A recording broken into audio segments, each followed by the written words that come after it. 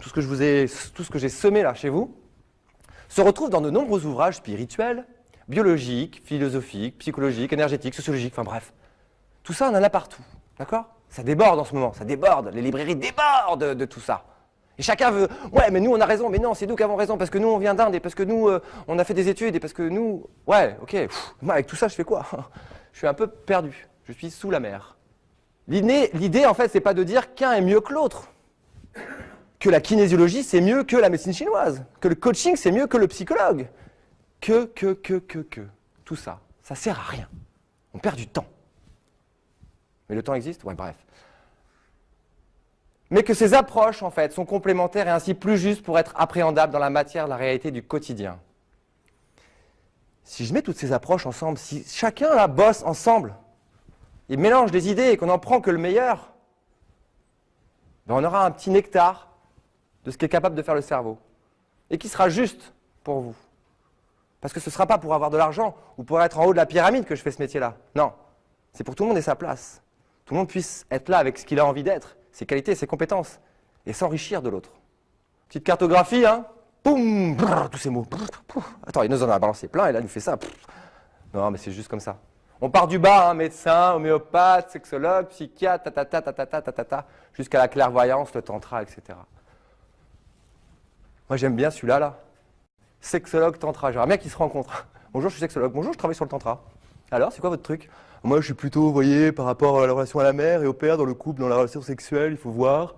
Ah non, mais attends, il faut essayer ça, c'est trop génial. Waouh, waouh, les deux qui se rencontrent.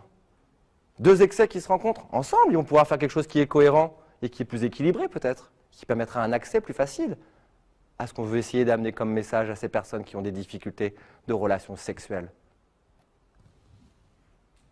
Si on met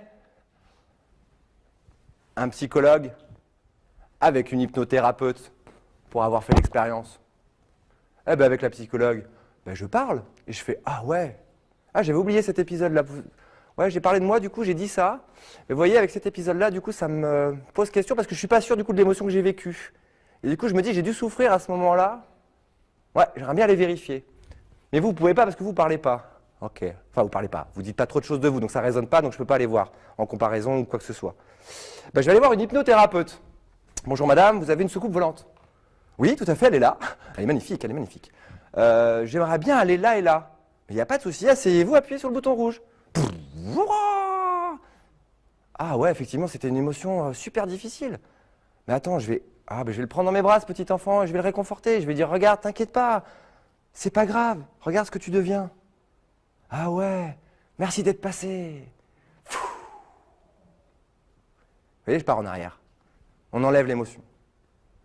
Mais c'est nous qui enlevons l'émotion, c'est pas eux, c'est leur outil, c'est qui ils sont, qui nous permet effectivement de faire ce qu'on a envie de faire, parce qu'on n'a pas les outils.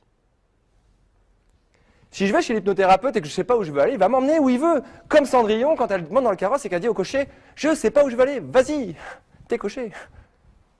Ouais, mais je suis ton cocher. Ouais, mais c'est pas grave, vas-y, t'as été coché avant. Bon.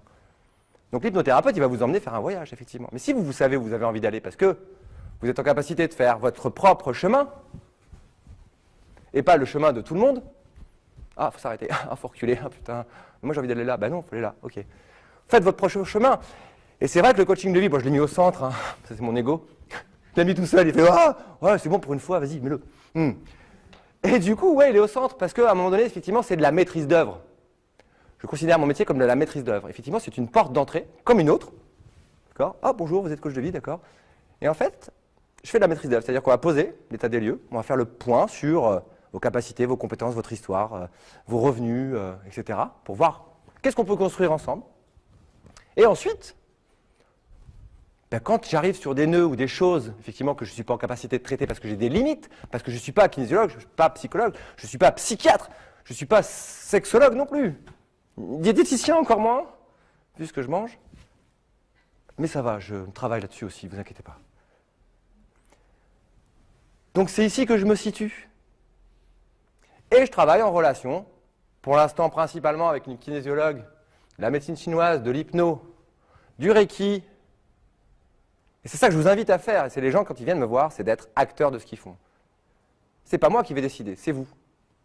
Vous vous sentez comment? Vous avez envie de faire quoi? Comment on avance? Je vous appelle, vous m'appelez? Ok, on voit. Décider, faire des choix, en conscience.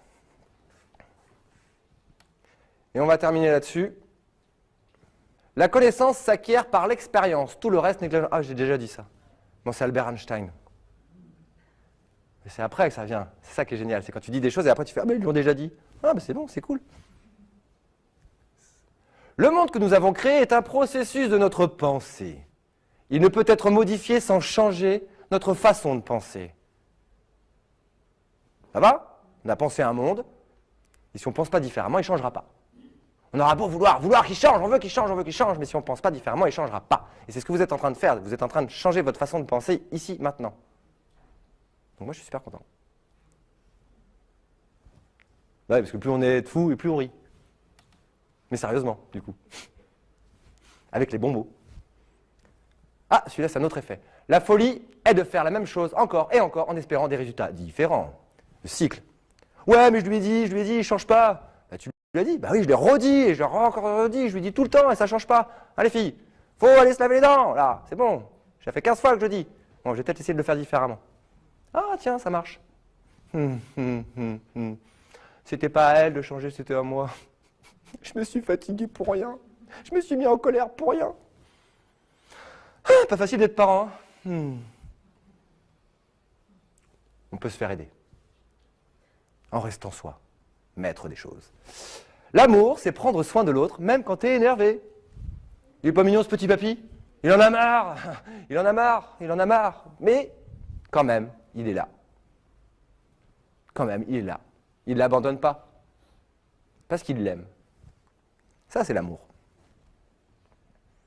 Hein, chérie? L'important n'est pas de convaincre, mais de donner à réfléchir. Si je te parle, si j'ai envie de rentrer en contact avec toi, c'est pour échanger, pour apprendre de toi quelque chose qui pourrait m'aider encore à avancer. Si je parle avec toi, ce n'est pas pour te convaincre, te dire que j'ai raison, que c'est ça qu'il faut faire. Non, j'ai envie d'avoir ton avis. Parce que ton avis va faire quoi? Il va modifier ma façon de penser et me faire avancer. Peu importe notre histoire, peu importe ce qu'on a vécu, peu importe la gravité par rapport à d'autres situations. Ce qui importe, c'est vous avec vous. Ne vous comparez pas. Ah oui, mais lui, il a vécu ça, le pauvre, tu te rends compte et tout ça. Non, tu sais pas, t'en sais rien. Ça lui appartient. Pourquoi ce serait plus difficile, effectivement, de naître comme Romain ou d'être arraché à sa famille et à ses amis? Pourquoi ce serait plus difficile? Pourquoi il faut mesurer ça, encore une fois, dans la compétition du masculin, là, qui nous agace parfois et qui est en train d'en prendre plein la tête en ce moment? Et le féminin qui se réveille. Donc on a le masculin qui était là, le féminin qui était en bas, et ça fait ça. Donc en fonction de ce que vous avez dans votre état, vous, aujourd'hui, vous allez voir ce que vous allez prendre. Effectivement, soit vous montez un peu avec votre féminin, et ça vous fait bizarre, soit votre masculin en prend plein la tête. Le mental. Les émotions commencent à sortir, et le mental commence à diminuer. Et le cœur va apparaître. Effectivement, on va être scindé entre deux mondes. Deux mondes. Le monde du négatif, le monde du positif. Et puis, il y en a entre les deux qui voudront « Ah, j'ai envie d'aller là-bas, mais j'ai envie d'emmener cela. J'ai envie d'emmener cela, mais j'ai envie d'aller là-bas, du coup. Mais mais me ramène. Du coup, je fais quoi? Je vais là ou je vais là ?» Le choix. C'est pas parce que vous décidez d'aller là-bas, du côté lumineux, que vous laissez tomber les gens qui sont dans le côté sombre. Pas du tout. Ou que vous oubliez votre propre côté sombre. Que vous reniez votre côté sombre. Non. Vous laissez votre porte ouverte et vous avancez. Et le jour où la personne, elle arrive, et qu'elle vous voit avancer, et qu'elle fait « Waouh, mais lui, il avance !» Alors qu'avant, on était tous les deux dans le sombre. Ah, du coup, c'est possible. Oui, c'est qui? Ah, bah entre, vas-y, ça marche, regarde, et la lumière. Ça, non. Donc je vais rentrer, effectivement. Parce que la personne qui était sombre comme moi, bah, du coup, maintenant, je la vois lumineuse. Et du coup, elle va m'emmener vers la lumière. Et c'est ça qu'on fait. C'est pas une lumière qui vous emmène tous. Sinon, effectivement, je fais une statue, on fait un truc, vous payez tous 100 balles l'entrée, c'est bon. Mais ça existe déjà. Ça marche pas. Donc l'idée, c'est ça. C'est que moi, là, j'allume tes petites lumières, et puis ces petites lumières touchent leurs petites lumières, etc., etc., etc. Et c'est ce qui est en train de se passer. Donc il faut avoir confiance là-dedans, s'autoriser à parler, communiquer, accepter de se faire aider, accompagner, en gardant le contrôle, non, la maîtrise. Ça va? La séance est finie. Petit voyage en conscience. Manipulation. L'art de manipuler les mots, le langage.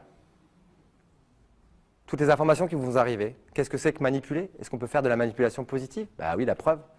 On vous amène des informations. On ne vous oblige pas à dire « oui, il a raison, il a raison ». Non, c'est vous qui allez choisir, qui allez expérimenter. Bon, je vais voir ça un peu, comment ça se passe, dans le concret, dans le réel. Tiens, je vais aller rencontrer les thérapeutes qui sont en bas ou les gens qui exposent en leur demandant « qu'est-ce que c'est que ce métier ?»« Ah non, mince.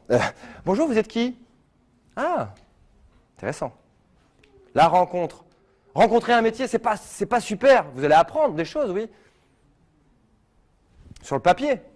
Rencontrer quelqu'un qui vous parle de son métier, pourquoi il l'a choisi, ce qu'il en fait. Peut-être que là, du coup, j'aimerais bien venir vous voir, parce que du coup, ça a l'air sympa. Vous avez l'air sympa. Vous avez l'air d'être à l'écoute. Vous avez l'air d'avoir un ego qui n'est pas trop haut. À vous de choisir. À vous de vous autoriser à aller demander, poser des questions.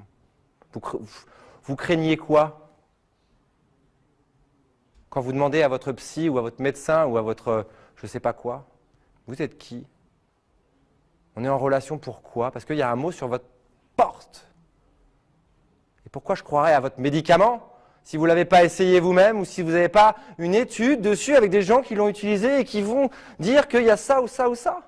Pourquoi les effets secondaires sont écrits en tout petit, tout petit, tout petit, tout petit, que si bien que plus tu vieillis, plus tu prends des médicaments et que plus tu as d'effets secondaires? Parce que tu ne peux pas les lire de toutes les façons. Au début, tu fais « Ah non, mais celui-là, attends, c'est écrit petit, mais j'y vois bien. »